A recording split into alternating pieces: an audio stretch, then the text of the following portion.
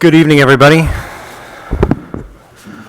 We'll go ahead and get started. Welcome to the Tuesday, April 9th meeting of the New London Planning Board.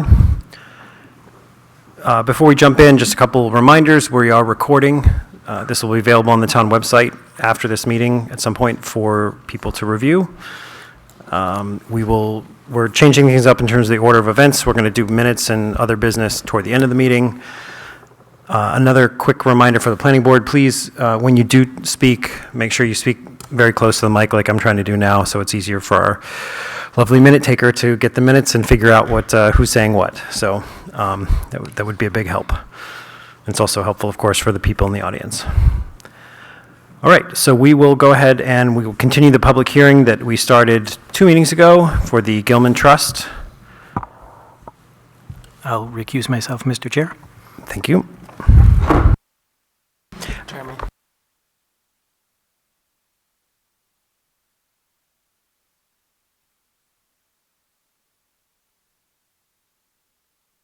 And Emily, can you vote tonight for either, for Joe? Sure. Okay, thank you. Good evening, everybody. I'll try to speak closely. Here we go. Sorry, I have to balance distance and glasses.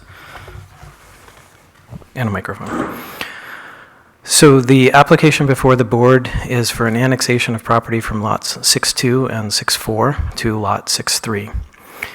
The applicant, owner of lot 6-3, also wishes to lessen the impact of the cistern.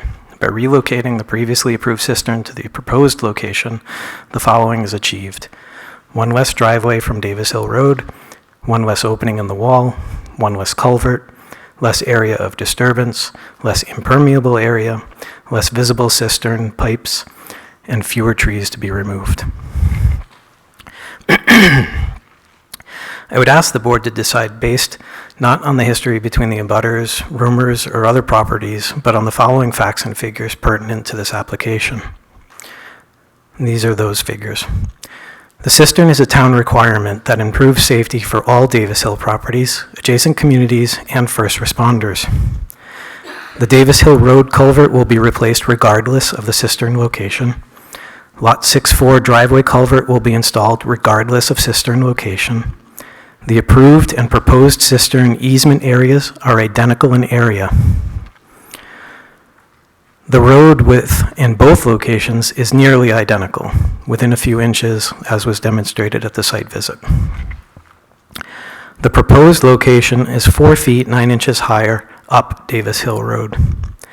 The fire department connection is not visible at the proposed location. The liquid level indicator is almost 2 feet less visible at the proposed location. There is 170 square feet less disturbance at the proposed location. There is 1,757 square feet less impermeable area at the proposed location. Drainage is minimally affected as there is both less total and less additional impermeable area in the proposed location. There are nearly half as many trees to be removed in the easement area in the proposed location. The proposed location does not affect turnaround traffic from Clark's Lookout as that driveway already exists, and almost certainly people will turn around in one of the 3 driveways before this one. Lastly, the proposed cistern location does not conflict with the scenic road designation. Quite the opposite, as RSA 231-158 suggests that a public policy preference is for leaving stone walls intact as much as possible. I know previously it was questioned as to whether or not driveways are permeable or impermeable.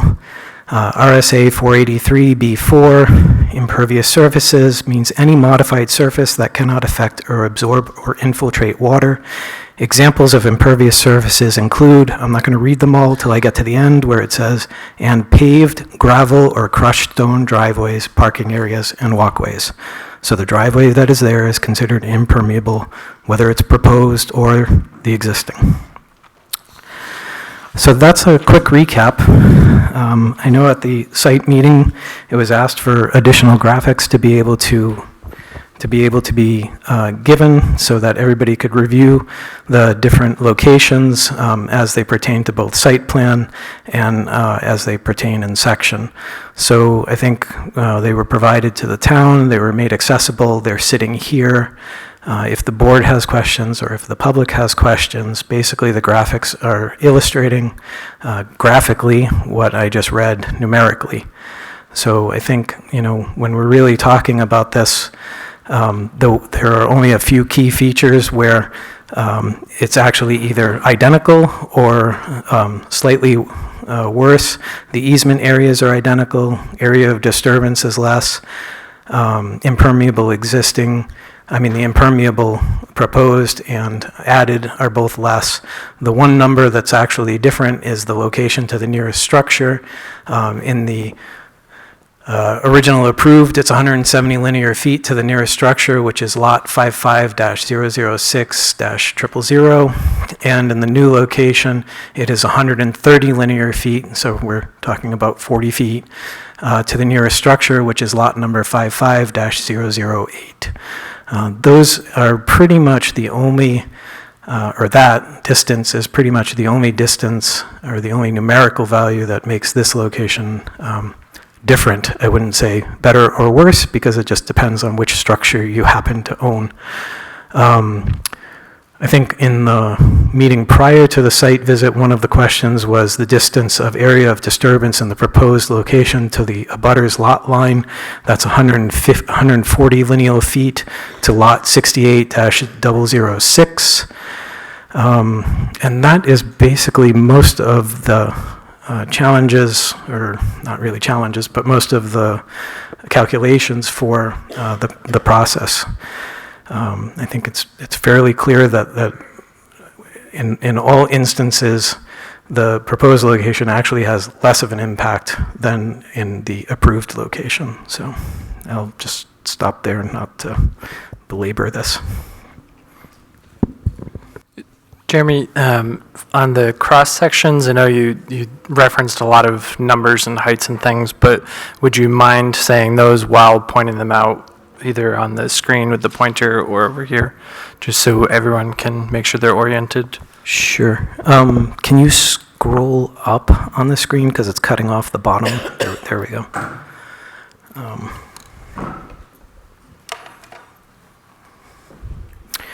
So the bottom is the proposed location. It might be a little bit hard to see from here, but the topmost line is actually the line of the wall as it's viewed from the street, and the dash line is the line of the grade. So in the proposed location, the cistern is a cut into the hill, which in part is why it's less visible. The cut in the hill is dictated by the elevation of the driveway. So the only option would be, is if you didn't want to cut into the hill, would be to make a big hill or a mound in the driveway, which doesn't make any sense from a plowing standpoint or an access standpoint, as it needs to be level where the cistern is. So basically the driveway elevation is a fixed point that needs to be worked from in this location. In the approved location, there's no driveway, so what actually sets the height of the driveway is Davis Hill itself. So in this location up here, which is the approved, the cistern is off to the right-hand side, and it's still a cut, because, there's, I forgot how many thousands of gallons in concrete tank that needs to go in there, but it's a cut into the grade, it's placed in there. Its drainage is actually on the downhill side, which makes sense, so everything is slightly tapering to that location. But because this location is much more level to Davis Hill as opposed to this location, you can see that the wall line is much closer, which is why the pipes are more visible. So that's really the difference between the two spaces. In the proposed location, the cistern is off to the left of the driveway as you enter from Davis Hill, and the approved location, it was off to the right as you enter from Davis Hill. So those are basically the big differences there. The heights that I was talking about for the level indicator are based on what's visible. Anybody that was out at the site, we put PVC pipes out there. You could stand in front of the two locations and confirm yourself that the pipe was more visible when it was in the downhill approved location as opposed to the uphill location. For all intents and purposes, anybody that's on Davis Hill, the wall is going to be what blocks your view, nothing else. It's not even the plantings that are going to be around this that are really what are going to block your view. It's the wall itself. And relative to Davis Hill, the wall is higher in the proposed location.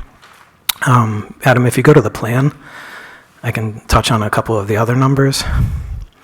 That plan, that one. It should have been with the sections. Oops. No? Okay. I'll just point at this one. There's a heavy dashed line around each of the cistern locations. Those areas are identical between the proposed and the existing. That's the easement area to the town for maintenance, for the fire department to come in and check things, to get in and pump out the tank if it has sedimentation. So those two are identical. So that's the same area. So it's a net zero difference between locations. The red line is actually the area of impact, of disturbance. They're different shapes because, there's more of a cut over here because it's uphill. Down here, we're tapering grade off a little bit more. There's a little more extra work that needs to be done here because of the new culvert location, because this is a new driveway. And then snow dumping area, because this driveway isn't going to continue to anywhere. So there needs to be a substantial amount more of snow dump area than here, because this driveway is going to continue into the site, and as it's plowed, they'll just plow off to the side as they continue through. So area of disturbance is slightly less in the proposed location, but the biggest number is actually the impermeable area. This area is undisturbed, so there's no impermeable area whatsoever here, and this already has a driveway that's impermeable here. So the biggest difference is we're reusing a driveway that's already in existence. We're reusing a wall cut that's already in existence. So there's no wall cut over here. In the proposed location, the culvert that I spoke about at the driveway edge, that has to go in. It's a requirement of the driveway application. And in either location, the bond is in for the actual culvert replacement. That's the town's culvert, but is being replaced in the process of the cistern, regardless of which location. So that work will still be done to improve the drainage problem that's there now. And sorry, I didn't realize it was in a separate PDF. No, you're fine. Just in case you needed to reference it again.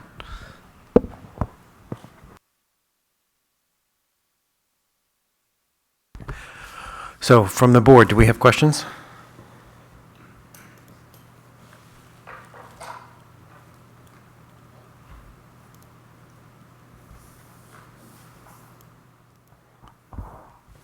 Excuse me, Jeremy, the stone wall that's there, that ultimately is owned by the owner of the land?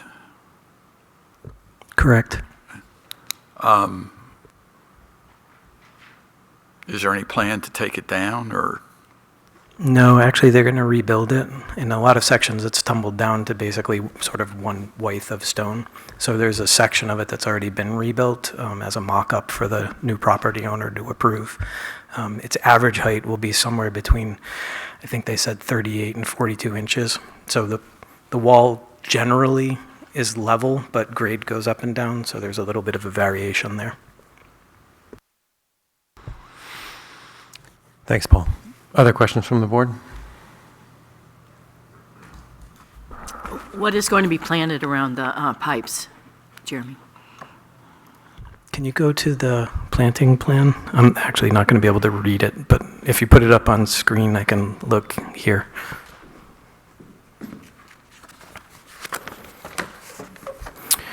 So right now there's 200 plants that are specified to go in there. Their common names are serviceberry, Arctic fire, red dogwood, sparkleberry, winterberry, male pollinator winterberry, Celtic pride, Russian cypress, pussy willow, eastern hemlock, and hay-scented fern. And all of those come from the New Hampshire approved natives list. So it's basically all indigenous to the forest that's there right now.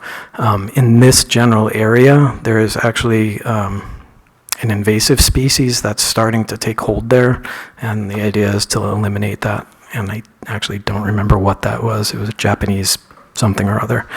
But for the most part, in the cistern area, it has to all be ferns and nothing that's a woody plant, because it needs to be able to be maintained and the fire department needs access to it. So most of the general area that's around, actually I'll point on the screen. Most of this general area right here is all ferns. So all those tiny little round, each one of those is one number 10 pot of hay-scented fern. So mixed in are a few dogwoods just so that it looks natural and doesn't look like a field of ferns. But I think there's quite a lot of ferns that are in there. Yeah, there's 200 ferns, and there's 260 something plants going in total. So there's 200 ferns specified in that general area.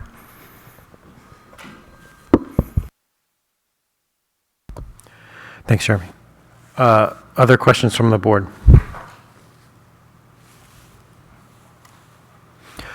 Okay, do we have questions from the public? If you do want to speak, please just come on. Oh, yeah, go for it. Yep, come on up and just say your name again.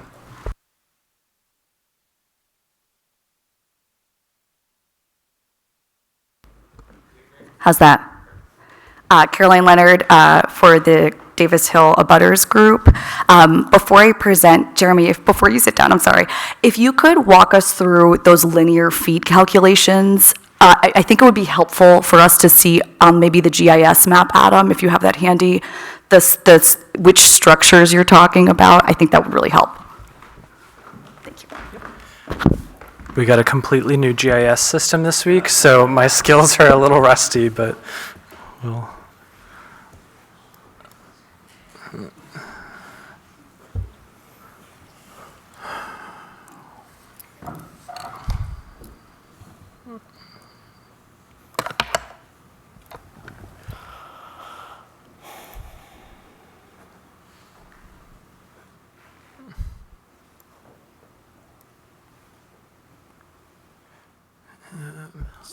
Get my bearings, please.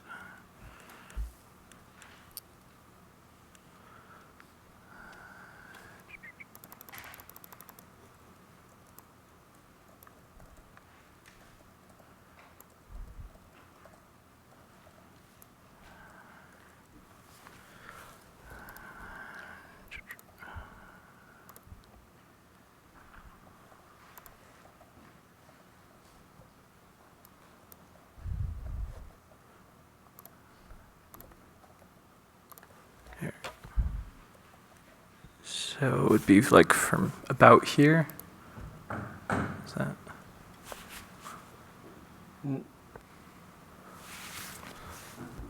Wow, too many pieces of technology to use here. I think you're over here, aren't you, Adam? Right, but the comparison of the old versus the new, right? Is that what you were asking for, Caroline? So would this be the proper old location, right? Or the... Yeah, I'll have to rely on you for those dimensions because we only did the dimensions from the new location. So from the new location, it's to the house across the street, which I think is Broas Abel. And the 170 is actually to this house, so it skips a lot. It goes to the house that's across the street from the new location. Because that house that's back here is actually further away than this house.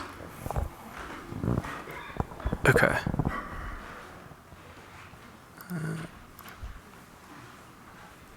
Not by much. It was only like 5 feet, I think.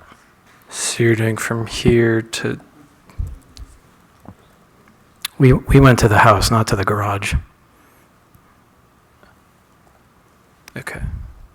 So I mean, this point says 131. I think that's the Vos house this is measuring to 272. And then, Pat, is that your house that I'm over maybe? Okay. Sorry, that's degrees. 338. And honestly, the tree cover over the garage, I can't tell, 50-ish. He did the house, not the garage. Right, I was just saying from this point to the various 130-ish to the house. So we ended up having 170 to the other house, so I don't know why that came out different.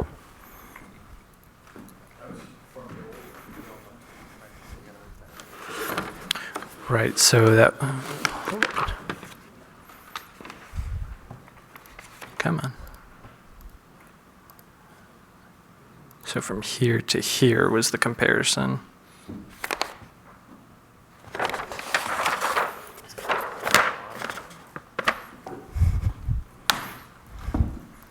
It's lot 55008. I'm not sure which one that is. I'm sorry, 55006. 6, okay.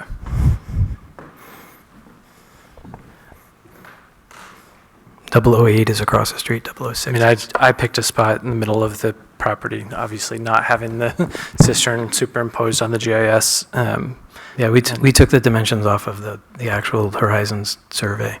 Sure, and scaled it. But we didn't do the differential from the old location. We only did the distance of the proposed location. So, I mean, I think it's relative to which neighbor you are, whether this is better or worse.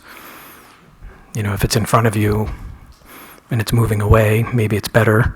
If it wasn't in front of you and then it's becoming in front of you, maybe it's worse.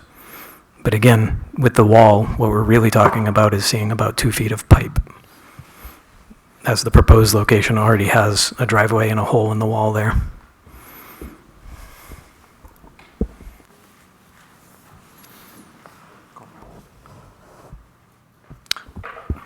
And Jeremy, feel free to grab that microphone if that's easier.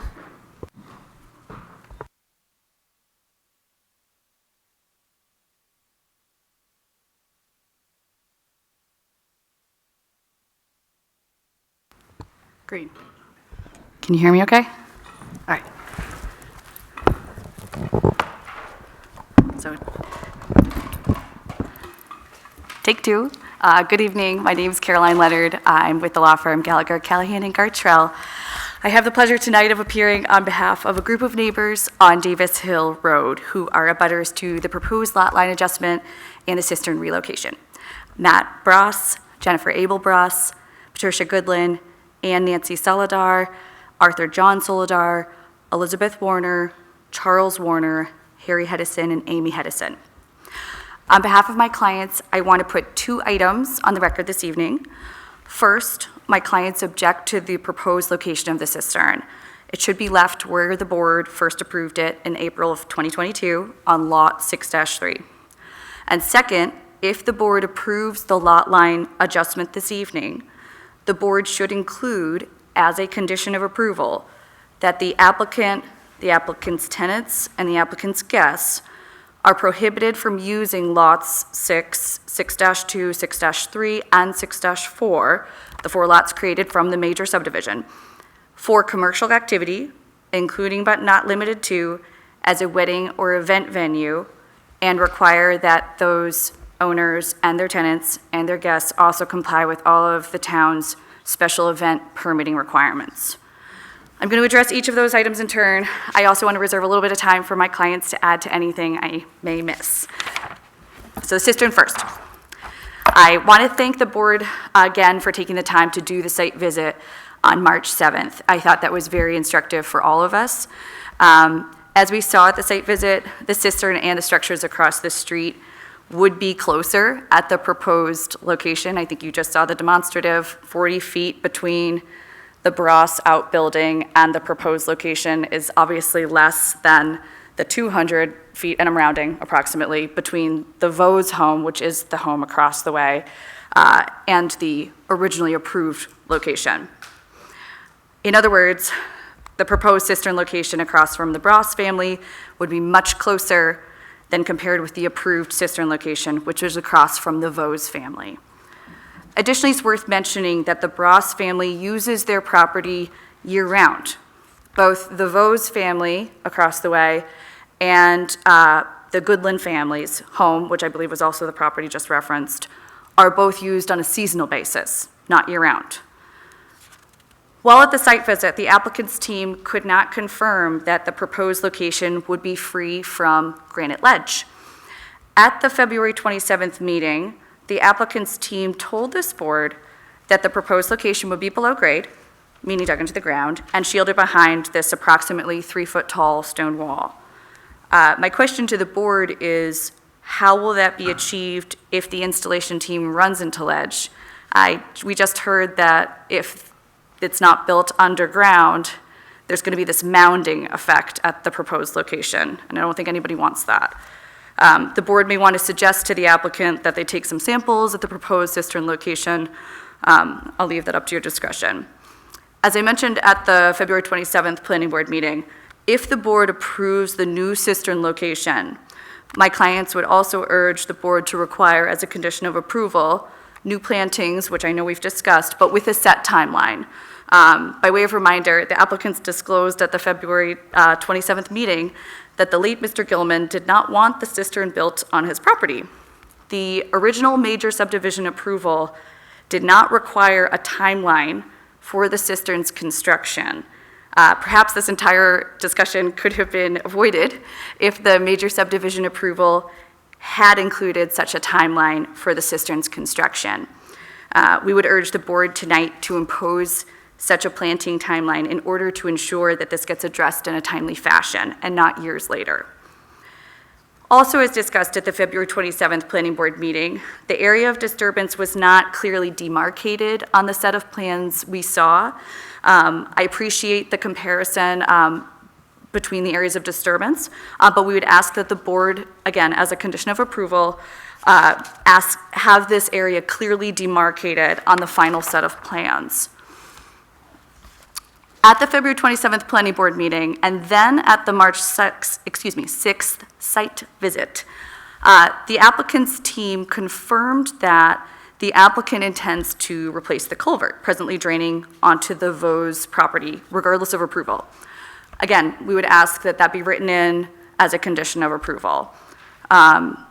Further, at the February 27th Planning Board meeting, the applicant represented that the owner of Lot 6-3, Secret Cove LLC, intends to do work with UNH to do forest management studies on that property. The applicant team further stated at the February meeting that the only construction contemplated at Lot 6-3 is a dock, no structure. If that's the case, keeping the cistern on Lot 6-3 seems like the most logical solution, since it appears there will be no dwelling built. So in summary, the 2022 cistern location is farther from across the road structures, better preserving the scenic nature of Davis Hill Road. The 2022 cistern location is across from a seasonal home, not a year-round home. The proposed cistern location would be across from a year-round home. The applicant should conduct borings at the proposed site to confirm that there's no ledge. As a condition of approval, the board should impose a timeline for tree plantings. As a condition of approval, the board should require that the area of disturbance on the applicant's plans be clearly demarcated. As a condition of approval, the board should document the applicant's agreement to replace the culvert across from the Vos property. The 2022 cistern location would be constructed on a lot that the applicant has represented will not have a dwelling. And last, as a condition of approval, we would ask that the stone wall height, to your point, be preserved at the current height, or higher height if it's rebuilt. The lot line adjustment now. In sum, if the board votes tonight to approve the lot line adjustment, we would ask, as a condition of approval, that the board require the applicant, the applicant's tenants, and the applicant's guests be expressly prohibited from using those 4 lots for commercial activities, and require and obtain the special events permits should such activities be sought. Having reviewed the communications between the town and the members of the applicant's team since the Gilmans received their major subdivision approval, we noticed 2 patterns. The first pattern is that there appears to be a history of non-compliance on the various Gilman projects at Davis Hill Road. And the second pattern is that the Gilman's team sometimes tells the town they're pursuing something and then the plans are scuttled. So I'm going to address those in turn, non-compliance. I want to walk you through a couple examples. Don't worry, this is not all the examples. I have a set of exhibits that I'm going to pass out, and I have copies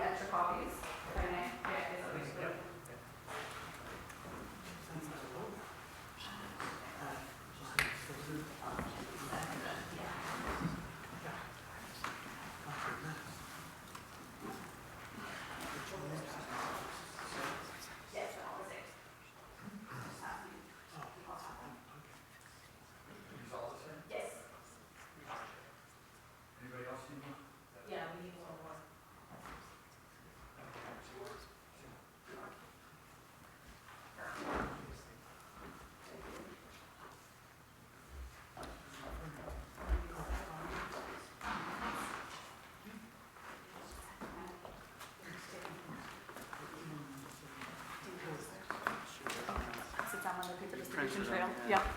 All right.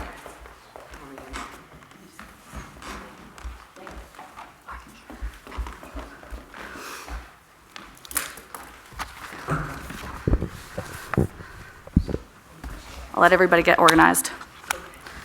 So, Exhibit A here, we have some meeting minutes from February 22nd, 2022. And if you flip, this was the preliminary hearing for the major subdivision for the Gilmans. If you flip to the last page of that exhibit, page 3 of 4, you'll see some underlining. And this talks about clearing that's already started, putting a protective net on the hillside, and that logging, is pretty far from the lake, out of shoreland setbacks. Most of what was taken down was mulch. Impact was used for stabilization and done in the fall. The purpose of this exhibit is to show that logging and clearing occurred before the major subdivision was approved. If you flip to Exhibit B, we're looking at some emails between the applicant's team and the town. And if you flip to the second page of that exhibit, we've got an email dated May 18th, 2022, that's asking, is demolition occurring? If so, work should stop immediately until a permit's been applied for and approved. The reply above says, this is 100% on me. We'll shut it down until it's cleared. I'm just going to spin through these so you guys have a flavor. Exhibit C. This we're looking at is a demo permit for 309 Davis Hill. It's looking at demolition of the existing building in the side addition, and you can see these 4 conditions that are starred. It says absolutely no mechanical equipment, no land disturbance or excavation, shoreland permitting must be in place before removal of the foundation, and all work must be done by hand, utilizing only non-mechanical equipment. Yet, this winter, when work was being done, excavators were being used, despite the requirement to use hand tools and non-mechanical equipment. Exhibit D. We're going to flip to the second page of that, please. We have an email dated October 18th, 2023. It says that it appears, and I'm reading these in parcels so we don't have to be here all night. It appears that you dropped off a demolition permit yesterday for the project. I'm skipping ahead. From the street, it looked like the demolition was well underway. Again, demolition occurring before permits being issued. Exhibit E, December 18th, 2023. We're going to go to the third page of this. So this is an email from the Department of Public Works to the applicant's team, and it says, I've noticed a great deal of increased water flow coming out onto Davis Hill due to the work that was started almost a month ago. I observed the access has been excavated, boxed out, skim ahead. Heavy amounts of water flow are currently directed onto Davis Hill, creating a potential road hazard in the form of washout or ice in the road. I've also checked to see if there had been a driveway permit and found out that there is not one on file. Both matters need to be corrected as soon as possible. And if you flip back one page, there's a back and forth about didn't realize the driveway permit needed to be obtained. And then the first page, I'll get a permit ASAP. More work being done without permission. Exhibit F.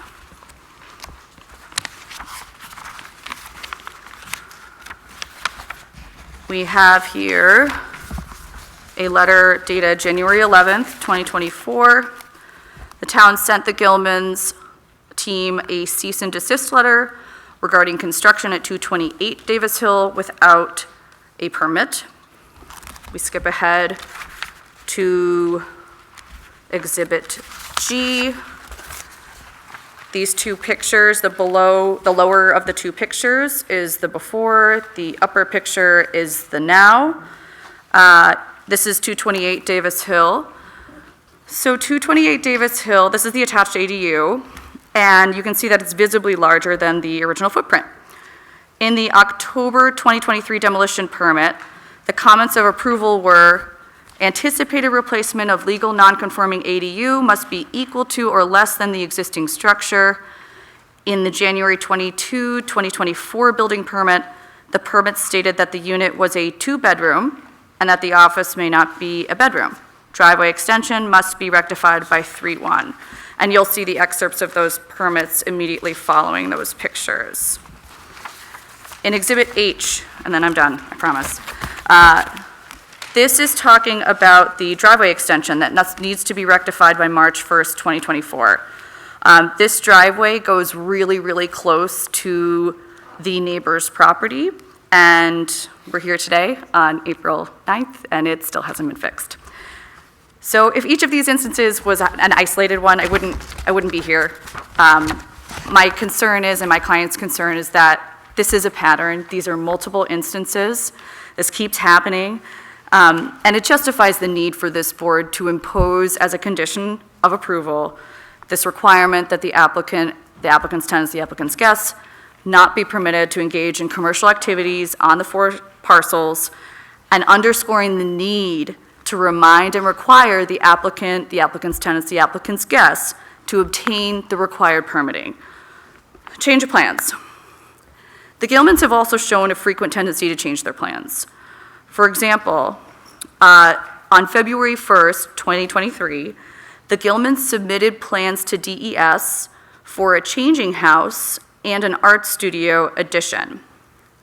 On these plans, the art studio contemplated an ADA accessible ramp, a proposed septic tank and 300 GPD subsurface septic system, a proposed changing house that would have limits of disturbance of 13,507 square feet, and sizable parking right by the lake.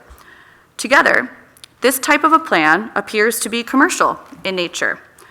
When discussed with the town had the impression this plan is no longer moving forward. In October 2023, the town had back and forth with the Gilmans team about the need for a full kitchen in the studio.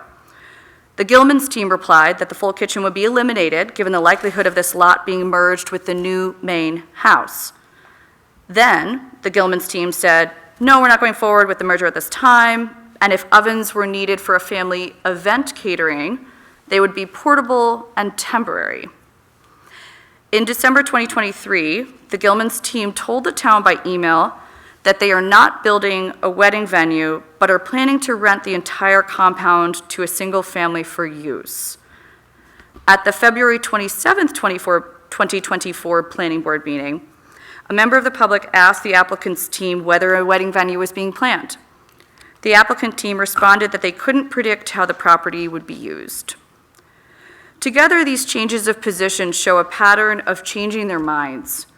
To avoid the need for this issue to be revisited with the town in the future, we suggest that the board tonight require the applicant, as a condition of approval, that they and their guests and tenants will not conduct commercial activities on these properties, and to ensure compliance that if there are weddings conducted on these sites, that the tenants, the guests, and the owners make sure that they obtain the special event permitting from the town. If there are repeated such requests, that will demonstrate use of this property in a commercial fashion, which will require action by the town. On behalf of my clients, we respectfully request these 2 things. First, that you deny the petitioner's request to move the cistern and leave it at its originally approved location on Lot 6-3. Second, that as a condition of approval for the lot line adjustment, require that the applicant, the applicant's guests, the applicant's tenants will not engage in commercial activity on any of the 4 lots before the board tonight and obtain all required permitting in advance. I welcome my clients to add any additional thoughts.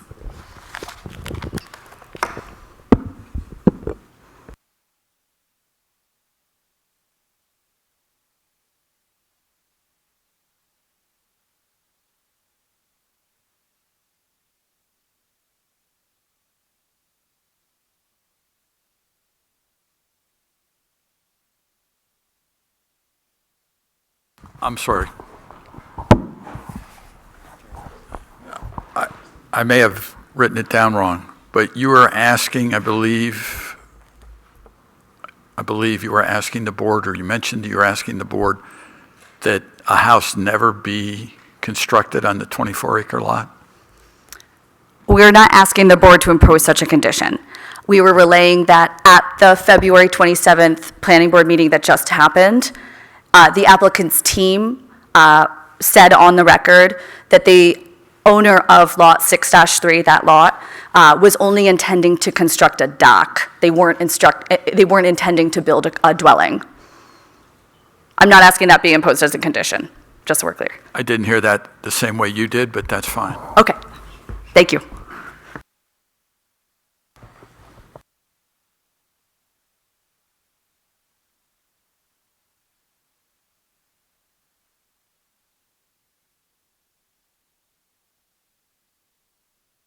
Hit the button so it turns green. There you go. Now you can hear me? Yes. Good evening. My name is Patricia Goodlin, and with my two older sisters and their families, we are summer residents at number 192 Davis Hill Road. Our property abuts that of the Red Barn House at number 228 Davis Hill Road. I wanted to thank the board and also Mr. Bonin and company for arranging for a second site visit and for providing more detail, visual and otherwise, on the pros and cons of both the approved cistern location and the proposed one. You've already heard this evening the questions we have based upon the facts presented at the site visit and the additional materials, as well as our continuing and overarching concerns. I'd like to take a moment to speak about the emotions versus the facts at play in the issues before you tonight, as well as any additional issues that may come before you regarding the properties on Davis Hill in the future. At the last public hearings, the remarks of a gentleman who addressed the board toward the end of the hearing included the words weddings and commercial. Both of these words are emotional triggers for many of us on Davis Hill. For the last 2+ years, these two words have been swirling around the hill, much to the consternation of many of the residents. Let me take just a moment to explain why. My family, for example, has enjoyed 5 generations of summers on the hill, and several of my parents' great-grandchildren have expressed the hope that one day their children and grandchildren will be able to enjoy what all of us have grown up calling sunapee summers. In many ways, I suspect my family's attachment to Davis Hill is not unlike that of the Woodruff family, which has also enjoyed the hill for multiple generations. We have a wonderful old photo of my dad as a small boy watching Mr. Holmes haying the fields where now thick woods stand. One of my fondest memories as a small child was watching Harold Messer mow our fields with Tom and Jerry, 2 huge draft horses, always a real highlight of the summer. And there are more recent arrivals on the hill. Folks who may be first-generation residents, but who chose our scenic hill as their home so that their children, and hopefully their grandchildren and great-grands, could also experience the same sort of special connection to the beauty and peace that is Davis Hill. Change is perhaps unfortunately inevitable. However, one can hope that even as change happens, that it does not do so at the expense of the irreplaceable. I would be remiss if I did not express my relief that despite the emotional trigger of the word subdivision, if I did not express my relief that such a huge tract of the original Woodruff acres at the north end of Lake Sunapee sold last fall, and with this board's approval due to be nearly doubled, are to remain largely in their natural wooded state.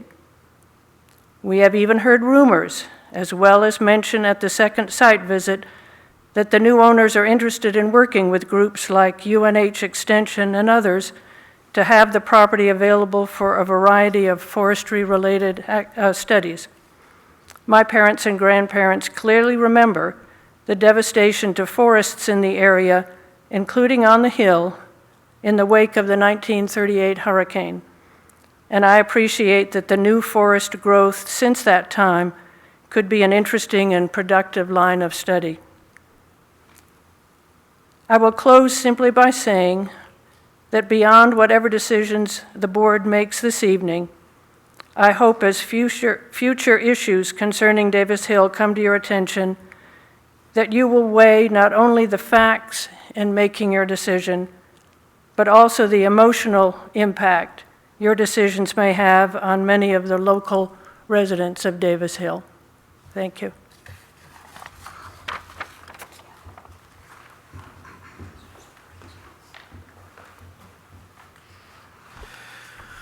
So from the board,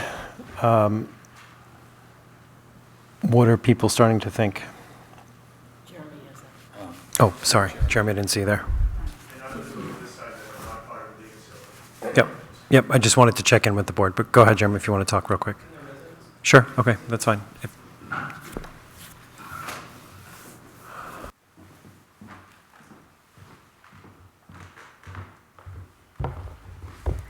Pat, that was beautifully done, beautifully written, and it moved me.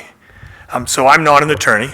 My name's Bruce Cerullo. I'm a 20-plus year resident on Pilot House Road, the very end, right beyond where Sid Crook used to live. I was originally first of all, I should say thank you all. I know you're volunteers, and you're not paid to do this, and inevitably it's using your good judgment to figure out what's best for the greater good, and very much appreciate it. So some of us here tonight are paid to be here. Some of us aren't paid, but are here because we have something to lose, not necessarily to gain. And so what I'm hoping is, as a result of whatever decisions you make, whatever the Gilmans are able to do according to the letter of the law, while it may be a positive gain to them, it's not a loss to those around them. So that's my hope. And the conditions that the attorney laid out for the Davis Hill Group it's music to my ears, and I hope it resonates with you. I, as a father of 4 and a grandfather to 1 so far, the last thing I want on a Friday and a Saturday and a Sunday night, rinse repeat, is celebrate good times. Come on, because that'll be what I'll be hearing, what we'll be hearing if this non-commercial venture, commercial venture carries forward. So this is, rightly, and I hope you're saying it, Jeremy Boner, I want to make sure I say it correctly, he rightly is focused on all the facts and figures around the cistern, and it's so much more than that. I and others happily supported the original subdivision because it seemed like a win-win. No great loss to any of us abutters, and certainly a benefit, hopefully, to the future generations of the Gilman family and the financial windfall that came with it. That quickly turned into what I call the failed version 2, when in 1 year they put forth a very well thought out plan, well laid out lots with reported sites for their home, and then when it didn't sell at the right price, they went to version 2 and tried to get the steep slope variance, which would have had a material impact on the value of my property and potentially others and the lake, and that didn't work out, so now we're with version 3, which is this innocent lot line change. Innocent. But why are we doing it? I asked in the last meeting, and it was to maintain, Jeremy, you had a better phrase because I'm not an engineer, but to maintain what I would call the zoning, the favorable zoning for all the lots, 1, and 2, so that the art studio, which used to abut my property, and their boathouse, which someday could be a commercial venture, could be on the same lot. That's kind of, a quiet benefit of this lot reconfiguration. Further driving home the question that I asked last time, which we can't be blind to: what is the end game of this seemingly innocent lot line adjustment? It's not just about the location of the cistern, which is important. It's not just about the quality of any of our life, which it absolutely is about that, but in the interest of fairness, people who can somehow what's the definition of a commercial entity? When there's an exchange of money for goods and services. And so you can call it whatever you want, but there's a commercial thing that's evolving fast across the street, next door, next to me, on the lake, and all of that can be easily, if it's not really a big deal, it can easily be stopped by you all by granting the reasonable lot line adjustment with conditions that keep all of us neutral while they get, I guess, they're positive. What I will also want to be on the public record, I'm not part of this group, but I'm part of a group that's forming on Pilot House Road. And we will have our own issues if this goes forward in a way that's unfavorable to the masses. We also will be addressing a lot of the issues in our own way, and we'll be back if we have to be. So I appreciate all that you do, and thank you for letting me yammer on, and back to you. Thank you. So from the board, before Jeremy gets up, does anybody want to ask a question or say anything? I just wanted to check in.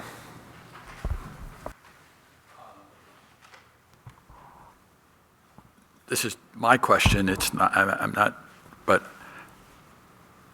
I am concerned, and I would ask the attorney to explain to us under what power we would have to grant her request, if that's clear. Not to take Caroline, but I would say if that's a question we have, it's our obligation to ask our attorney that. So if that's something that that the board is looking to consider, I think what you would want to do is give me an idea of what direction it is you're looking to go, and then we would consult with Mike Courtney. Adam, sorry for the back talk. We have an applicant here who's asking us to grant some relief. I assume she has a basis in law for us to do that, which would help me understand what, if any, question we need to ask of the of our town attorney. So I'm not disagreeing with you about the end thing, but she asked for it, she should justify it. I'm not trying to I don't know the answer. Yep, Carolyn, if you want to talk, then Jeremy. I just wanted to be clear that Go ahead. we shouldn't be taking our legal advice from an I'm gonna put it on the record applicant's too, attorney, Adam. Okay, perfect. So I'm gonna parrot what Adam said. I can't give you guys legal advice about what you should and shouldn't do because I don't represent the town of New London. I'm here on a different capacity. But to the extent that you as a board decide to impose conditions of approval, that's something you have authority to do as a board. You do it all the time. Different boards all over the state do it all the time as conditions of approval for projects. So I'm not going to get into it any more in depth than that because I can't give you guys legal advice. But I would urge you that you are absolutely allowed to do this as a body. Boards do all the time. So I'll leave it at that. Thank you. Yeah, Jeremy?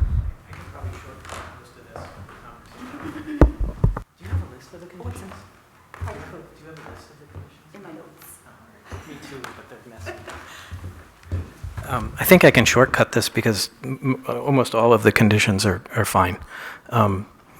So and I apologize, I wrote this very much out of order.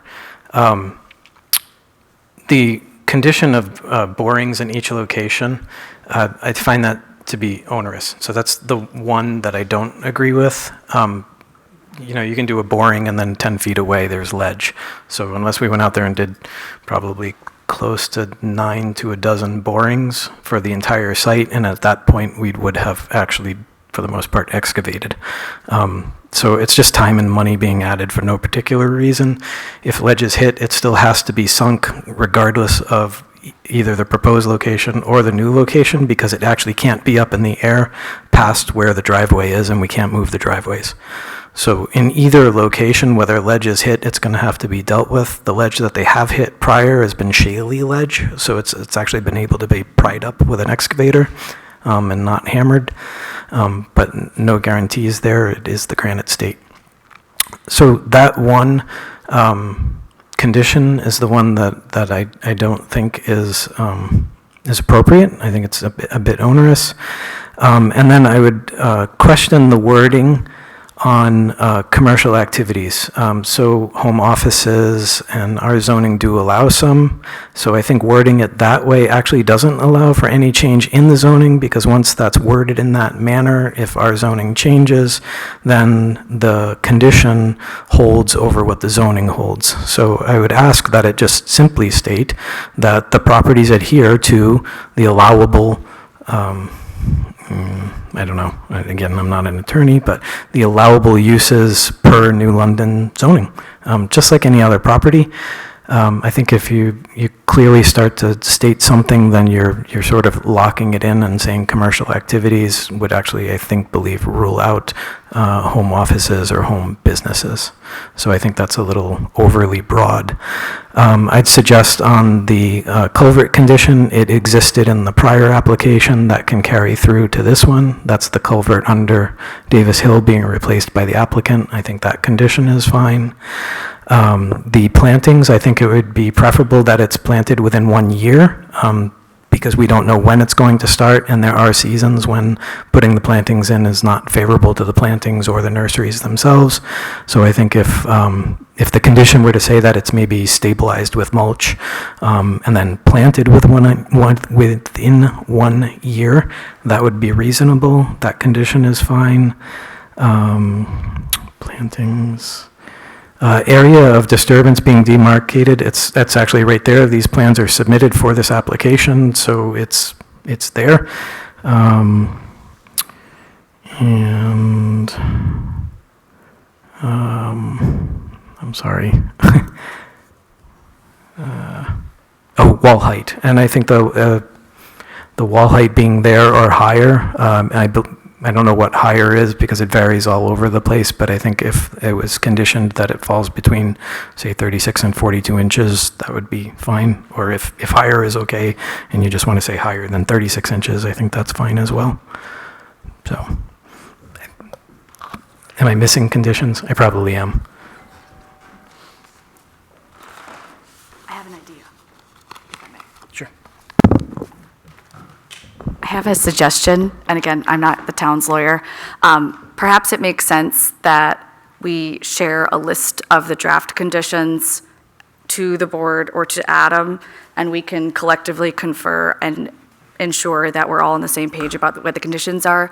So perhaps it makes sense for the board, in order to achieve an answer this evening, you could make a condition of the approval that the conditions of approval be ironed out amongst applicant and the neighbors with the town's input. If council were needed to be looped in at that point, you could do so.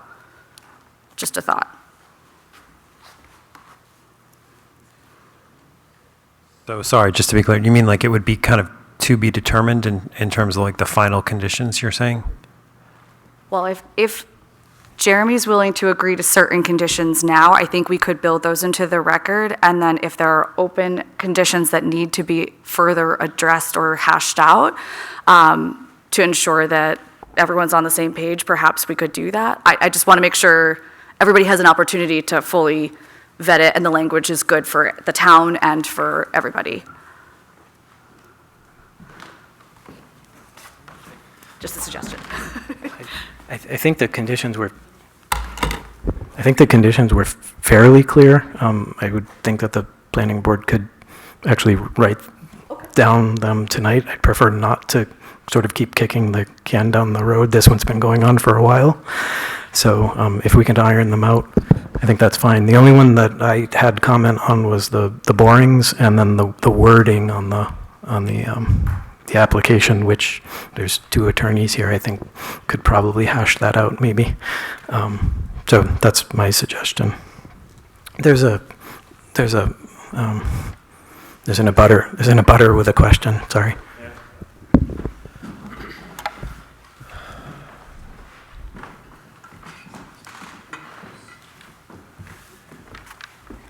Again, layperson, common sense comment. The idea of just referencing existing law is exactly what we don't want to happen, because clearly the decision's been made to spend, I imagine, hundreds of thousands of dollars on the belief that there's a way to thread the needle through current regs, current wording, current whatever, and that anything that isn't specific will get future behavior consistent with past. Let's not ask for permission now, let's ask for forgiveness later. So I implore you to consider, if you do approve this minor lot adjustment, which opens Pandora's box, that you do so with very clear language, so that we're not back here, or we're not in court, or whatever. Might be good for billable hours, but it won't be good for our pocketbooks, to make sure it is, that there's no more threading of the needle. That would be a respectful request. I got somebody's pen here. Thank you. So I think that my recommendation to the board would be to close the public comment portion of the public hearing, provide your input on where you see the cistern decision going and what the direction is on conditions, and then continue to, I think it's the 23rd of April, 2 weeks from tonight. And in the meantime, the town council, likely the chair, Tim, myself, Attorney Leonard, and a representative from the applicant could draft the conditions that achieve those objectives that you're looking to. I think what we don't want to get into is a scenario where we're drafting complicated conditions on the spot and making a mistake just to save 2 weeks that could ultimately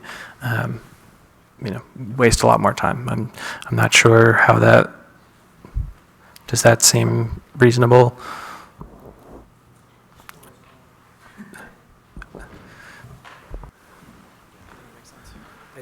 Obviously it's the board's call always, but I think we, as a board, have drafted conditions before. There were 6 conditions on this application. The first time it went through, I think 2 of them are actually the same conditions now. And for the most part, we've agreed to the language on some of them, or most of them. So I suppose we could, but if we spend 2 weeks going back and forth and we don't get to agreement, we're going to be right back here in front of the board, right where we are tonight. So, Time well spent. or money. Okay, so can I hear from the board then, in terms of, yeah, go ahead, Paul. Independent of the various comments, I think it would be good for the board and for everyone here to have a clear statement of the substance of what they're agreeing to. And then we can decide whether we need town council, whether they need to go back and work it out. But we've had one statement, now another statement. I would suggest one of the parties get up, state the conditions in a way we can take them down. The other party can get up and say, we agree to those or we don't agree to those, and at least we'll know better where we stand. So I think I have halfway decent notes. I might have missed a couple of things. So maybe I can do that and you guys can give some direction on your thoughts on each one. Okay. So the installation of the cistern be complete, stabilized, and planted within 1 year of this decision. Is that something you wish to consider? Yeah, that's fair. Okay. That's separate from planting, right? That included the planting. So that was the installation be complete, stabilized, and planted within 1 year of this decision. Yep, that's correct. This is on a plan, but I don't think it does any disservice to state it again that the area of disturbance plan be part of the application.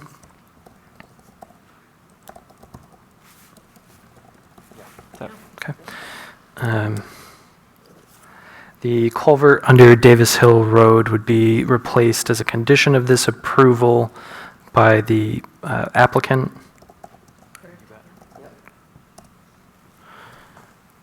Do you wish to put a timeline on that? We have a bond in place for this as it stands currently as part of the last project.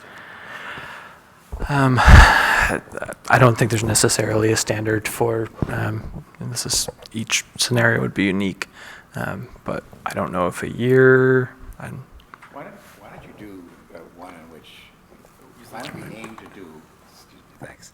Why don't we aim to do a process by which a series of things are going to happen a year from now? okay. And so that would be the timeline that we would be proposing to have all these things be accomplished, whatever they continue to be. Okay, so within 1 year,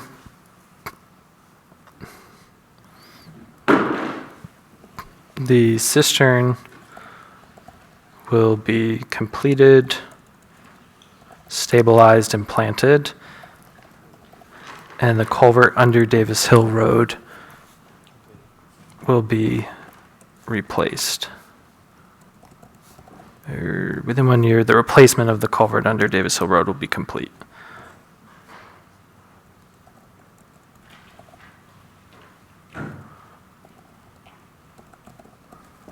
Bear with me as I jot down my notes. Okay. So, as far as the ledge borings, I mean, I don't know if there are, what the thoughts on that, if it's necessary, if it's not. I thought Jeremy's point was reasonable on that, but I don't know what others think. I think the placement, I'm sorry. No, go ahead, I defer to you. I think the placement of the cistern is part of the agreement. If it has to change, they have to come back, right?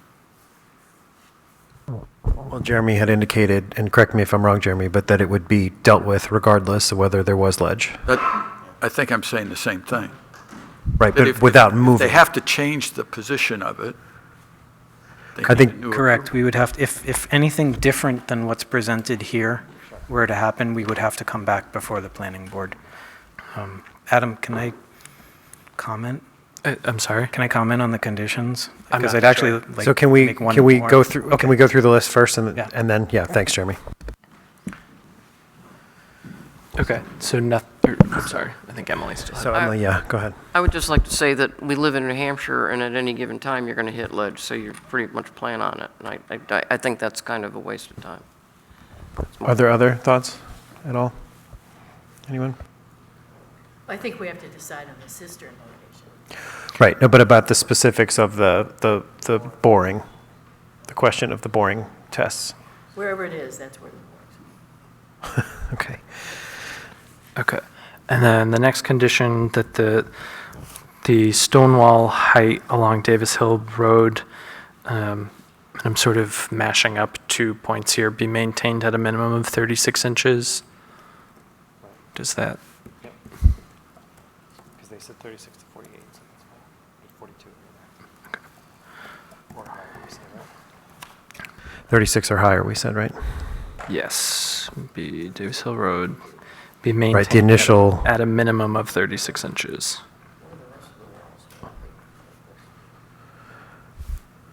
sorry, say that, can you say that, Mike?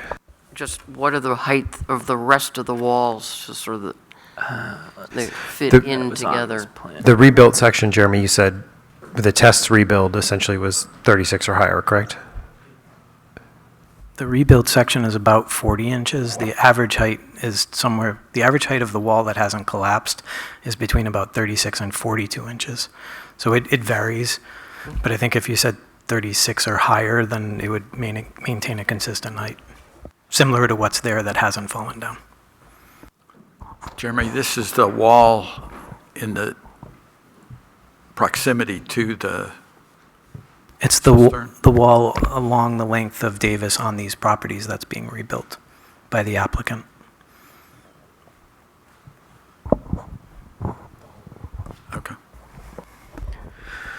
So Adam, do you want to continue? Then we'll get to you, Jeremy. You can stay if you want, but I just want to get through the list. Okay, those are the cistern specific, which obviously we still need to go back and figure out what the location is this actually apply to, but, and then on the lot, the property owner and tenants, well, I guess I'm looking for your input on this because we had two proposals, one to borrow from a commercial use on the property and one to adhere to the allowable uses in the ARR of the New London zoning ordinance. So I think this is probably the condition that I think wouldn't be a bad idea to talk to town council about, but it would also be helpful to get a direction from you which version that you like. Are there thoughts from the board on this? Please, Emily. I somehow we need to make it very clear, and I don't know, if someone told me that I couldn't do anything on my lot because I couldn't be I'm not in a commercial zone, I'd get the picture. I'm just worried that it's not going to be that way. It's not going to be that easy. And I think that the people on Davis Hill Road at this point are impacted by what goes on the lake to begin with. On weekends, it's not all that comfortable over there, and I just don't think they need any more invasion, I guess. And I would really like to nail down something specifically that says and prevents that from happening. And I guess I would say the alternative is too that if you want to give me a gist of what it is like that you'd like, we can always put this to town council to draft something and propose that if that's. I would vote for that. I think it's somewhat unique that we're asked to perpetually zone this property in the same way. We haven't, in my experience, been asked or done that. The zoning is what the zoning is. The uses are what is allowed in the regulations.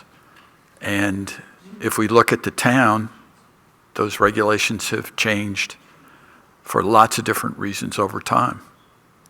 And this is the gist of my inquiry as to whether it's our role to perpetuate current zoning forever under some kind of deed restriction or zoning board restriction. I'm not sure of it. And yes, I think if in fact we voted to say that nobody owning that land could put their foot in the lake, we would have to have that go to town council, I think. I mean, it's a ridiculous example, but our regulations allow many different uses in the RR zone, ARR zone. Yep. Thanks, Paul. Others? Anybody?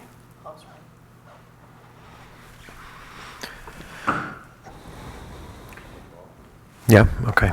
So it sounds like... So I'm trying to think of a way to compromise to make it clear while achieving the point that the underlying zoning is there, and whatever changes may come 100 years from now would be what was that's the point you're trying to make, right? That we don't want to lock it in. If AR. Okay. You're saying if ARR changes at some point, that this should change along with it, rather than being, like you said, forever locked into a certain restriction. Because we don't generally do that. Well, I question whether we have the power to do that. Just use your microphone. Sorry, I saw the red light. My point is, I'm not sure that we have that it's appropriate for us to create a different zone by way of a condition on a subdivision or a lot line adjustment. I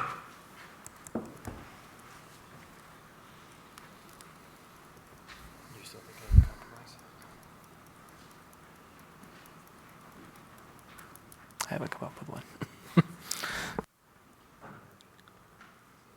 At the same time, I don't think I wouldn't have a problem of restating, as you said,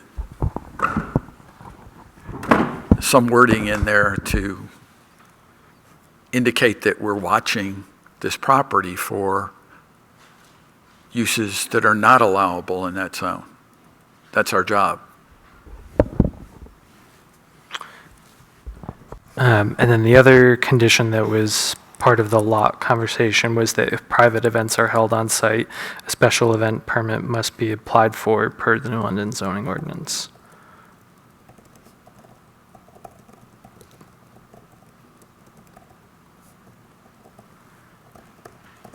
Okay.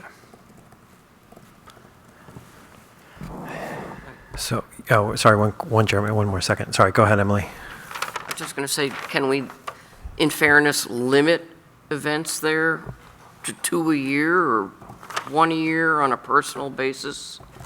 Something that would not be a commercial situation? I'm really choked up about it. Makes me sad. Yep. But is it fair for us to put a limit on it when no one else has a limit? You want to look that up? I'm going to have Jeremy go. Is that all right? Yep. So, Jeremy, thank you for waiting patiently. No, you're fine. Thanks, Emily. No problem. Thank you, guys. So I think on a couple of them, and actually in some regards, I'd like to make them more specific and restrictive. The cistern installed within 1 year is fine. Number 2, I don't know if I'm doing these in order. I'm sorry. Number 2, the culvert replaced within 1 year, so it should have the same time frame. I don't know if that was said. And then I think the most important one to alter is that the site is stabilized immediately and then planted within 1 year, so that as soon as the work is done, the site is stabilized, but the plantings can occur in 1 year. It's typical language, it's in horizons, but I think, as a condition that adds to the care of the property, that should be done immediately. And then I think to address the area of disturbance, it could just simply be stated the area of disturbance is per the proposed condition plan as submitted with the application, which is the title of that plan. And then nothing else has to be submitted because it's right there. And that was at Stonewall, and then the other ones that you're discussing. So I think all of those were fine. And then the question about how to restrict use, I think, I agree with Paul. The minute you put any restriction that's outside of what's in the current zoning, you're locking that in perpetuity, and I think it's a little bit weird. It's not something we've necessarily done before, that I've seen done before by the board. Because if something does change, I also think the flat out no commercial use is restrictive, because in ARR there actually are uses that are allowed, home businesses being one. So I just think it's too specific. I understand the concerns, I understand the rumors.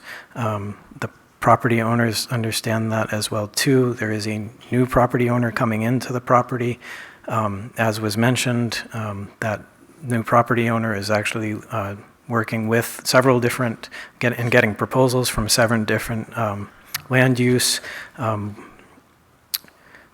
providers. I even have some of that documentation. I could submit it so that it shows up on the record for this. So, I don't necessarily know how to address that last condition. So, and then is there a special event permit? I don't even know. Okay, and then that's fine. So, that's my comments. I think all the conditions as proposed are are okay, with the exception of the one that's in question. That's the point that Paul raised.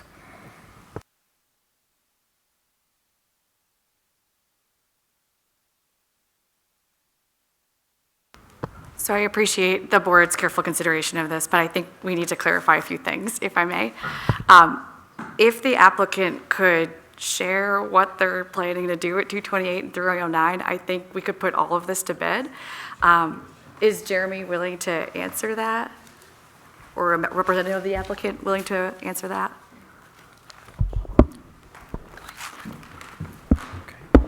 Hello, a new character for tonight. My name is Cooley Arroyo. I'm an attorney at Cleveland Waters and Bass. We're representing the applicant in this.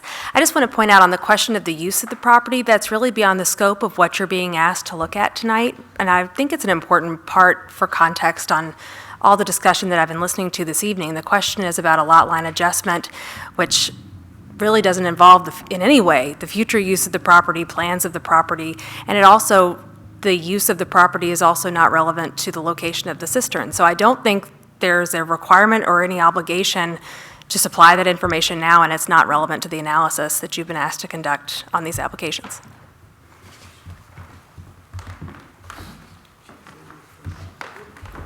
I'm just going to hand out what I forgot to hand out earlier, which was the documentation from LandVest, so just so it's on the record.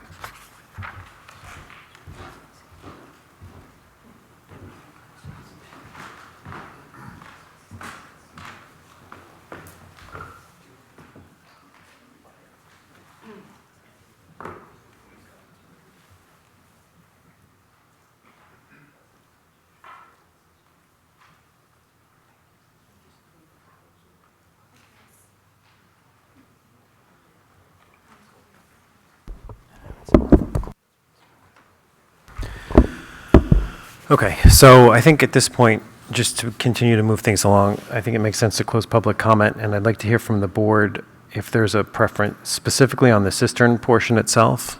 Carolyn, did you have a question? One other thing you were going to say? Yeah, go ahead. And then after that, I'd like to close public comment. I just want to make sure that we're all working off the same set of list. If we impose conditions, I would suggest the board consider some type of mechanism for enforcement, because an empty condition is empty. The other piece that I think we need to talk about is we're not suggesting that this be in perpetuity, because zoning regs do change. But I think, as we can see, the lack of candor is troubling. It's concerning.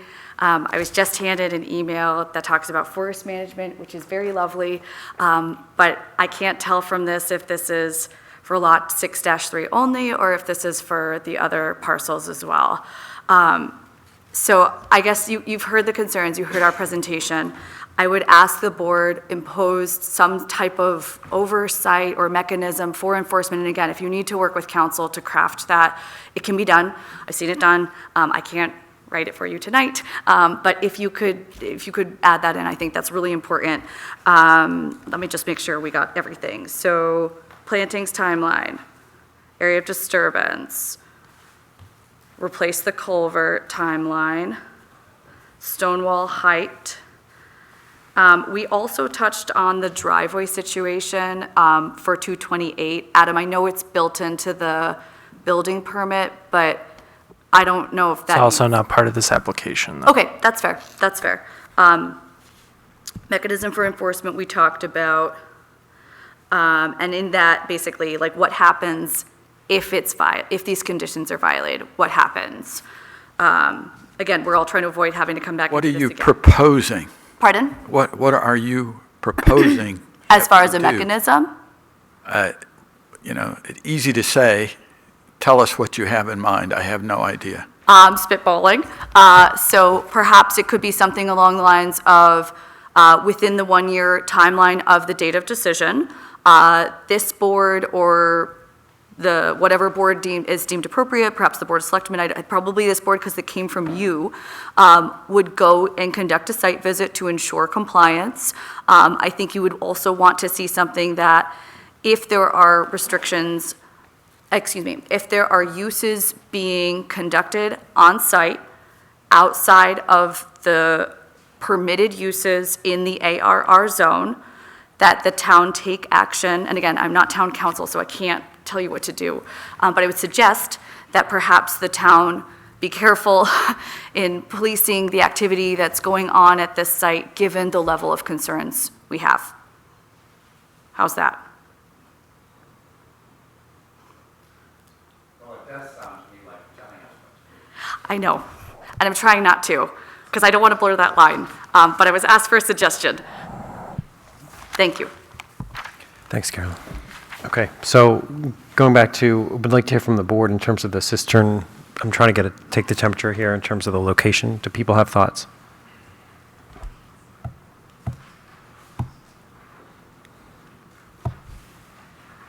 No. Anybody? Paul, do you have thoughts?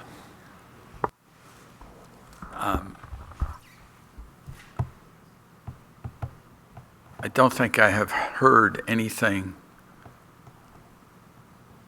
that would have prevented me from approving the cistern in this place initially,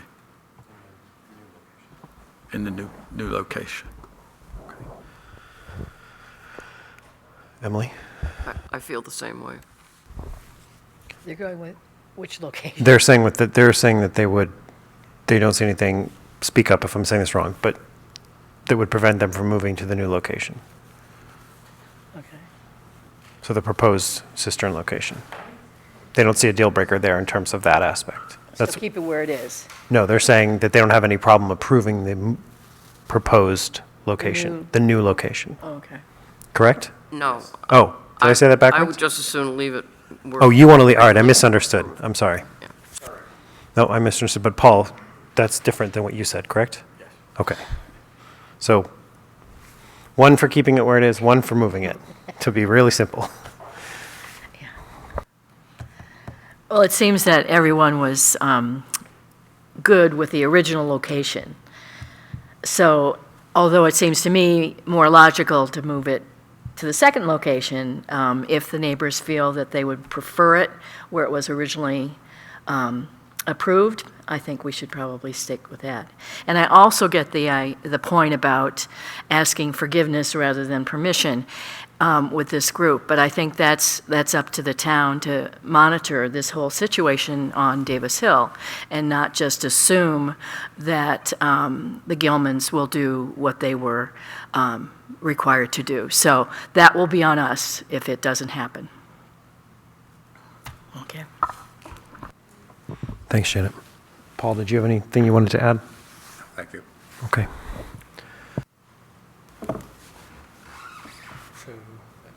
I mean, I guess that doesn't give us a clear directive in which direction we're going. I mean, I guess we have two thoughts, one way. Yep. Well, take a hand vote. Well, we're not, I mean, I just wanted to try to get an idea. To be clear, there's no actual motion on the floor. Just trying to sort through this. Um, So we want direction from council on the one part, right? I think so. I think so. I mean, I think sort of regardless of location A or location B, I do think it would be wise for us to consult with town council on the condition related to potential uses on the property. I don't know how folks feel about that. I mean, it's your Yeah, directive I to would tell me like- to do that. I would so- I would very much like Okay. that. Yes, Jeremy had a I question? have a technical question. The cistern and the annexation are linked. So does this mean that it gets continued because we can't do one without the other because it's one application? Correct. The cistern is on the Mylar for the lot line adjustment. So I certainly don't want to speak for board members. I haven't heard any concerns on the lot line. So seeking town council would only be if the direction were to approve the proposed location, because if you nix moving it, then you're nixing the application anyway, and it wouldn't go to town council? No. You could approve the lot line with a condition that a new Mylar be Okay. given to the board to be signed that shows the existing approved location of the cistern. Okay. So the condition that I think warrants town council's opinion really is independent of the site of the cistern. Okay, thanks.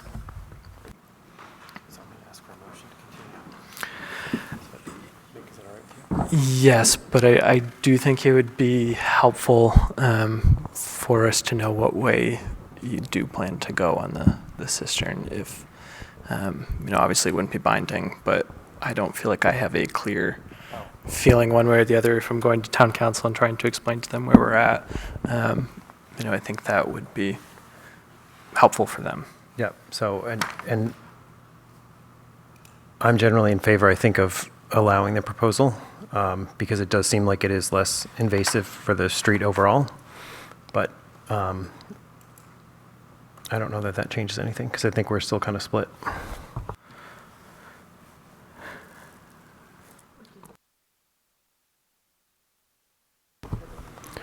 Yeah. Or the original? Turn your mic on, Paul.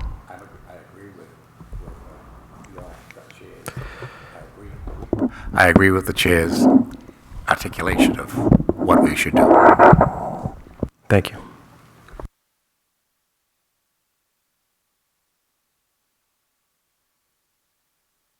Sorry, to be clear, none of that is binding. It's just to give us a understanding of where we're at so we can go and talk to town council. There was no actual motion that was made or voted on.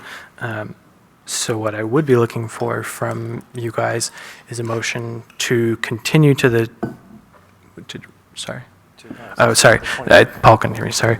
Would be a motion to continue to the 23rd at 6:30 at Whipple Hall to, in the meantime, work with town council to draft an additional condition that speaks to the concern of uses.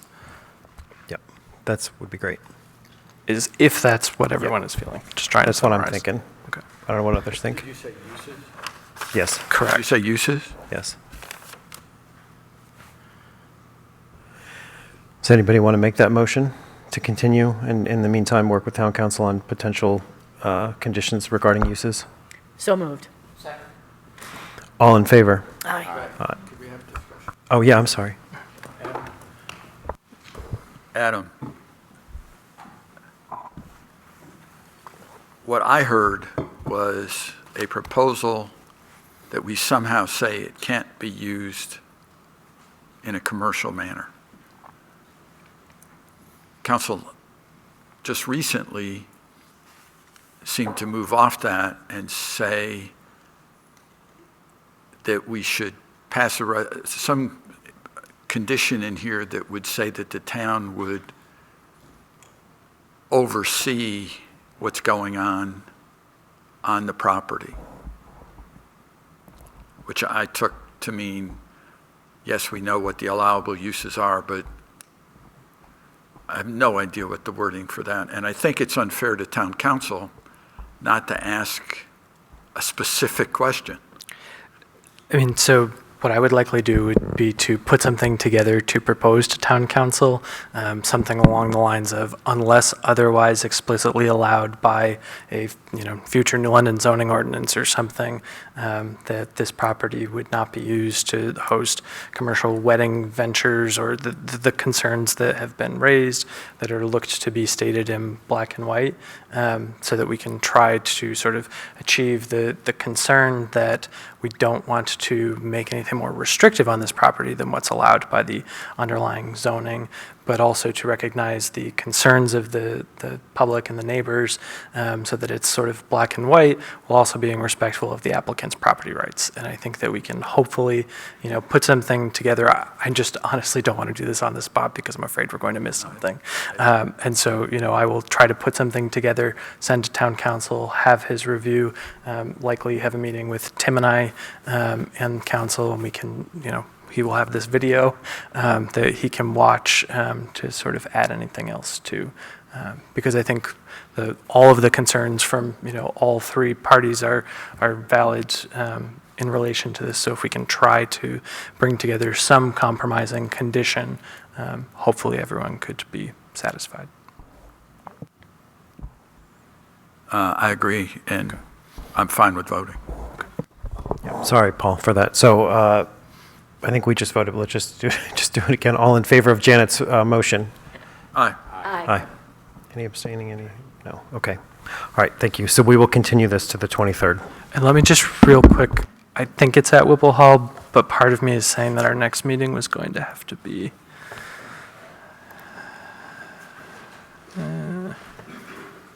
maybe it's our May meeting. Yep, we're here. Okay, sorry. Okay. Thank you very much.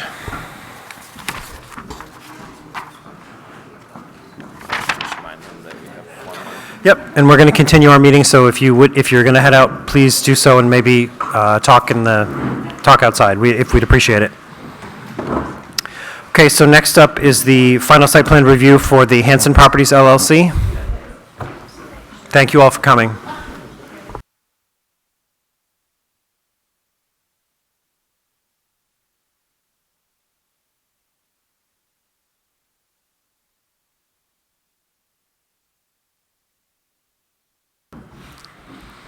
Okay, come on up, Mike.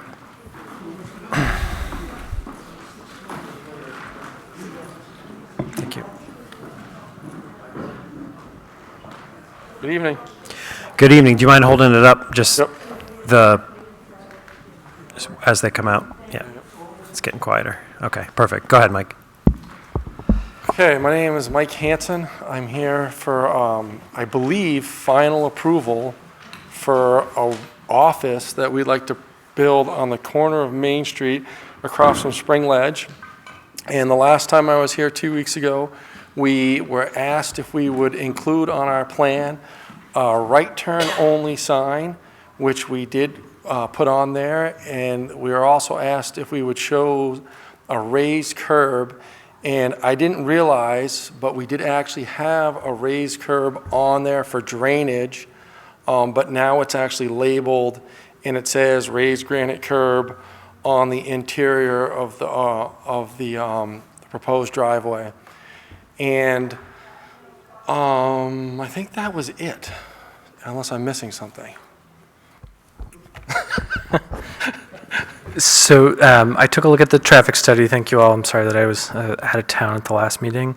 The recommendations were fairly minimal. I don't know, Mike or Will, if you guys decided to implement any of those, potentially the conduit for the EV chargers or anything. I'm not sure that they are necessarily things that I guess we could. I mean, I didn't think about that. Electric vehicles having, yeah. Obviously, you don't want to have to rip your parking lot up to do Yep. it again. No, that's easy. I understand that. And then I was going to just real quick flip to our bike rack ordinance because they did make mention of the bike rack, and we use that section so infrequently I can't say I know it off the top of my head. But I don't think you had any plans for bike racks at this point. I don't think we showed it. At one point, we did talk about putting a bike rack out back, though. I didn't know that there was a, I didn't know there was anything to do with a bike rack. So there's, on page 116 of the ordinance, it's fairly, simple, just talks about them not being within the side lot setbacks and things. So I would say if you decide you want a bike rack, just take a look at this, although I also understand that somebody who's seriously biking to work may want interior bike storage. And the other thing too, Adam, that I forgot to mention was that the DOT has asked us to saw cut and pull out the pavement out front to try to improve the drainage along Main Street, and we were okay with that. I can do it. Can you say that again, Mike? It was just hard to hear because of the ambient. Sure. The DOT has asked if we would saw cut and pull out the pavement. If you're pulling out of the driveway, it'd be to the left. And we said we had no issue with that. We can take care of that so it just flows better into the existing catch basin. Okay. And that's actually shown on our latest drawing. What's your timeline? Really, I mean, it probably just to get started, I would wait till the end of summer. It seems like it's going to be a busy year on Main Street. There's going to be a lot going on, and I think I would rather wait till the fall. Self-defense. Yes, self-defense. Are there other questions from the board on this? And the only other thing I was going to say is I did check in with department heads again with the new information. Nobody had any additional comments than what Mike and Will were at the meeting for. And then from the public, do we have questions or comments on this? One thing, Yeah, sorry, Janet. what did the traffic study say? I mean, we all know that's not a great corner, so I just wondered what they actually mentioned. So I don't know, Will, if you want to get into more technical terms, but, and correct me if any of this is incorrect, but it basically said there was one sightline standard that it can't meet for what would typically be the desirable design, but that the driveway is in the best possible location for this site with a relatively minimal use. I forget what the actual trips per day were. Let's see.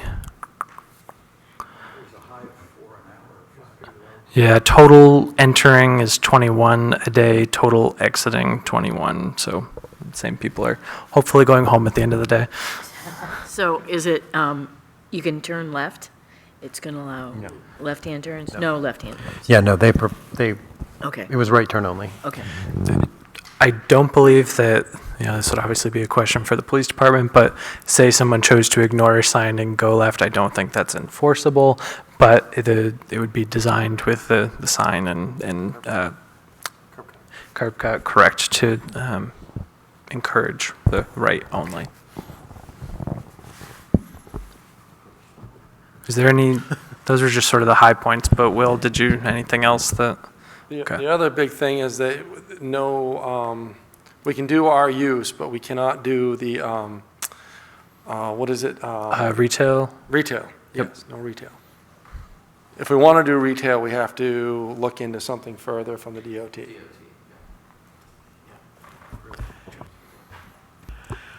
Okay. Do you want me to go through? Yeah, finding of facts? Okay, Yeah. sure. And potential condition for folks, I'm pretty sure it was mentioned at the last meeting, but that Public Works would like a third-party review for the sewer connection. Third-party reviews are nearly impossible on a 2-week schedule, so we would condition this based on Underwood Engineering providing satisfactory review of the sewer, and if they had any comments, we could work that out between Mike and Public Works in the meantime.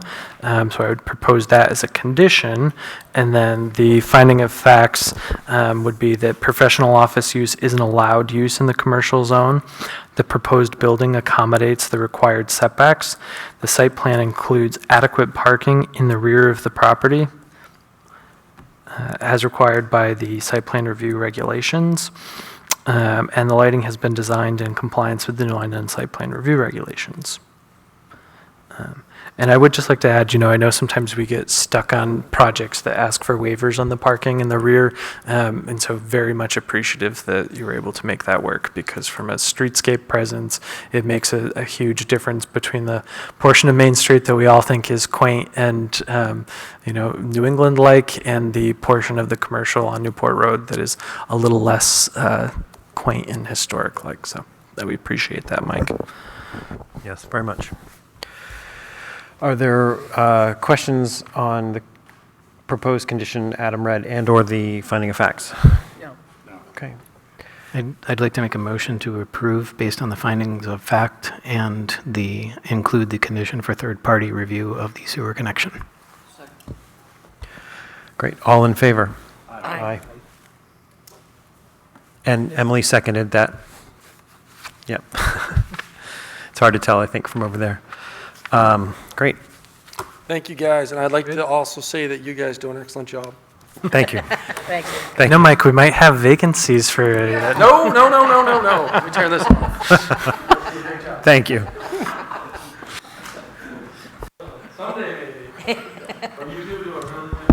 Thank you, appreciate it. Thanks for coming. Thank you for waiting as well, we appreciate that. All right, so next up, we have approval of minutes. I'm pleased to say, we're all caught up. We have the February 27th minutes, the March 7th site visit minutes, and then March 26th. So I think we can do this in one motion, but is there Second. all in favor? Aye. I'm going to have to recuse, or I wasn't at the site visit. Okay, that's fine. Yep, so you can just abstain from that. Thank you.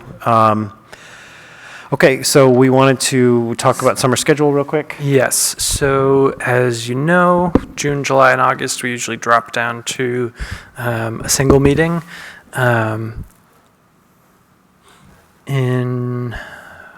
let me see.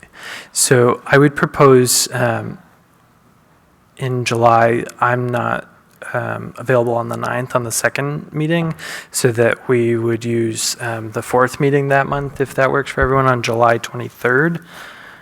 And then because it would be later in July, I would suggest that we also use the second meeting in June, so that we don't create a really large gap in between the two meetings. So that would be June 18th. And then there's also a conflict with the fourth meeting in August, so I would suggest August 13th, which would only be a month before we resumed our normal schedule in September. So it's a okay gap between meetings, so that we're not having applicants have to wait a ridiculously long time to get before us. Yeah. So if it looks like we'd have quorum members on 6/18, right? Is that what I said? Okay, 6/18, 7/23, and 8/13, then that's the schedule we'll move forward with. September goes back to 2. We do, Jen and Cara, we're looking at this schedule already for the rest of the year, so just to clue you guys in, the way that Christmas and Thanksgiving fall this year, we will likely only meet once in both of those months too. I think our second meeting in December is Christmas Eve, so we'll let you guys out on that night. And then I believe our second November meeting is the Tuesday of Thanksgiving week, which the one year we held a meeting that week, we couldn't achieve a quorum, so we haven't since then if it fell that way. But don't worry, we're always meeting extra morning meetings that time of year, so. And so we are. Okay, I'm going to do public comment quickly. If there's anybody, yeah, Rich? And then I just had one other thing. Rich Epstein, resident, and I'm just following up on the topic I've brought up before about the writing of the ballot questions. And because it could be solved in multiple ways, I think that's why I've been kind of going back and forth from this meeting to the selectmen meetings. But the last time I brought this up at the selectmen meeting, I was told my logical proposal is being considered by the planning board. When I listened to the last planning board meeting, it wasn't clear to me that that was the case. So now it is one practical way of getting the ballot question written in maybe a more accurate way, is if it was done in a transparent manner. So, it's more likely that there'll be an ability for people to comment, to say, hey, maybe you could look at alternative wording.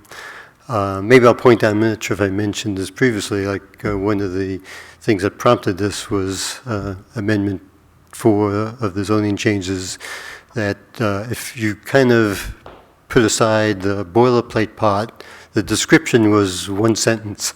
So if instead of that ballot question being done outside of any public meeting, if it was done, let's say, in the planning board meetings, when after you approve an amendment, if you can come up with the wording of the ballot question and people can listen, to me, that would be a practical way of addressing the issue. But, so I guess, is this something that the planning board is considering or can consider?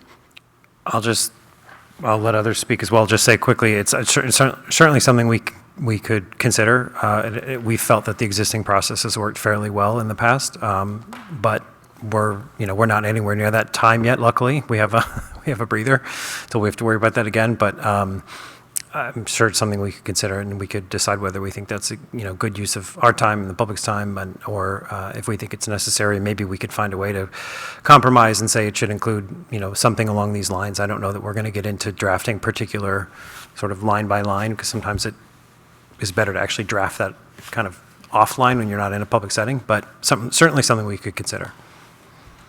I don't know if others want to opine on this.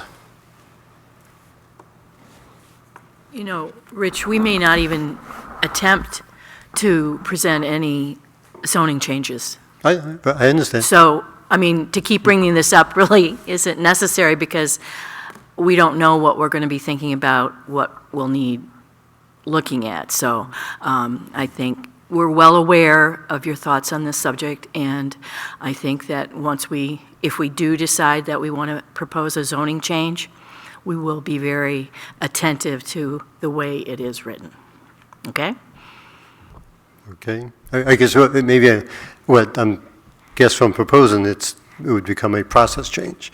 Right. But, and I think that's... Even so, the process can change whether or not you actually do a zoning change. Yeah, well. And I hear your concern on that, and I think it's something we can consider as a board, whether we want to do it in a different way. I don't actually share your assessment that it was written incorrectly for this past session or this past warrant, but I hear your point about wanting it to be done in a different way than it's done, for sure. Okay. I guess so. It doesn't pay for me to we could reread it, and I can re-explain why it was poorly written.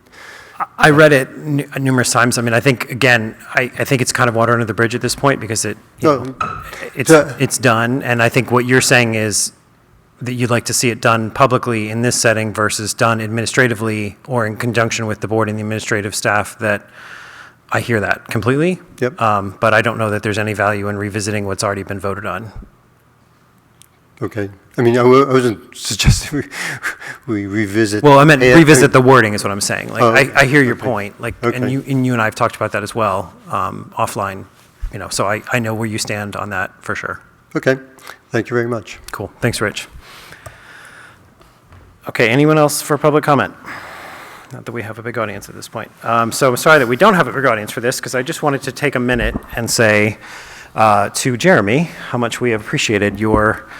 I wrote down notes, but I guess I will read them. So I'll just say, on behalf of the New London Planning Board, I wanted to express our gratitude for the outstanding service and dedication that you've made for the last decade. Is that right? Decade? It's amazing. Your expertise as an architect in particular has been an invaluable asset, bringing a lot of insightful perspectives, innovative ideas to the table, and helping us make sense, and helping me in particular, make sense of complicated matters. That really appreciated that. And of course, that feeds well into your passion for design, and that's really contributed to the successful planning and development for a lot of projects here in town. And beyond that, your positive attitude, your collaborative spirit, your commitment to improving our community, and your quick wit have all been something that we've really enjoyed on the board. And we will miss all of these attributes, and we thank you for your service. And stay tuned, because we will be doing something when the weather gets better. I think we'll do something kind of more fun and outside of an official planning board meeting. But we just want to say very much appreciate it. I'd just like to add a comment. I had the good fortune to have you be the vice chair when I was the chair, and I really very much appreciate particularly the work that you did on the process of developing a plan for the planning board as to how it was going to gather information and how it was going to operate. That was a lion share of the work that was done by Jeremy, and I'm very grateful to him for that, and for the work that he did in gathering people together and getting their opinions and so forth and so on, and giving it all, putting it all together in a way that gave us a nice written document that wasn't just something that was going to collect dust, but rather drive the work that this board does. So thank you. Thanks, Tim. Thank you, Paul. I think just one thing is I want to thank all of you again. I'm sure Adam and probably some others have bounced around to different towns and different boards, but I don't know, in New Hampshire I've probably been in at least 30 different municipalities, and this planning board for the decade and probably before that is amazing. It's always had a wonderful group of people that are here and donate their time to the town, and I think the town is very lucky for that, and I'm sure it will continue. And Adam is fantastic. He's sort of a one-of-a-kind in New Hampshire, I will say. So New London is lucky there too. So thank you all, and thanks for the kind words. And you still have to come to our next meeting. And it's his birthday. It's your birthday? Oh. It's terrible. I'm sorry. Well, yeah. Thanks again, Jeremy. We really appreciate it. All right. Well, now all we need is a motion to adjourn. Let Jeremy do it on your last motion. I would make the motion to adjourn. All in favor? Aye. Thank you all.